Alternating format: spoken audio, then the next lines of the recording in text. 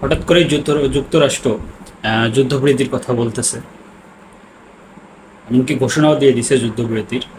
কিন্তু এখন পর্যন্ত ইরান অফিসিয়ালিভাবে, আমার লাস্ট নিউজ দেখা পর্যন্ত, ইরান এখন পর্যন্ত যুদ্ধবিরতির কথা বলা হয় নাই।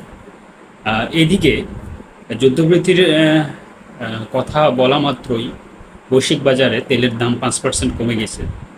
এটা একটা ভালো খবর। এখন কথা হচ্ছে, আমেরিকা যখন ইরানের পরমাণু কেন্দ্রগুলোতে হামলা করলো, আহ, তারপর ইরানের পার্লামেন্টে একটা নির্বাচন হয় এবং সেখানে হরমুজ প্রণালী নিয়ে যেটা বলা হয়, যেটা মেন পয়েন্ট আমেরিকার, এবং এটা আমেরিকার এক ধরনের ট্রাম্প কার্ড, সরি, এটা এক ধরনের ইরানের ট্রাম্প কার্ড।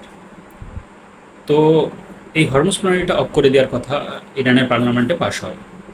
তো ইরান চাচ্ছিল যে এটা অফ করে দিবে।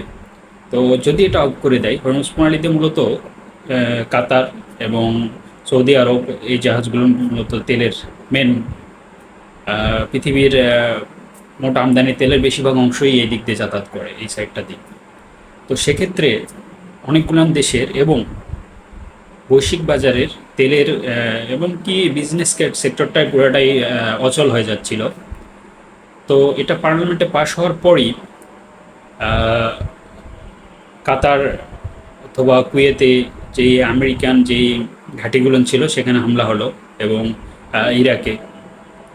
তো এটা হামলা হওয়ার আগে ইরান অবশ্য সতর্কবার্তা দিয়ে দিছিল। তো তারপরই তাদের ফ্লাইটগুলো তারা অফ করে দেয়, কুয়েত অথবা কাতারের। তো সব কিছুরই আসলে প্ল্যানিং অনুযায়ী হচ্ছে। তো এটা কি, এই যুদ্ধটা কি প্রি প্ল্যানিং ছিল? এটা কি আমেরিকা পুরাটাই কন্ট্রোল করতেছে না কি? আসলে বোঝা দেয়, এখনও বোঝা যাচ্ছে না বিষয়গুলো, এখনও ক্লিয়ার না।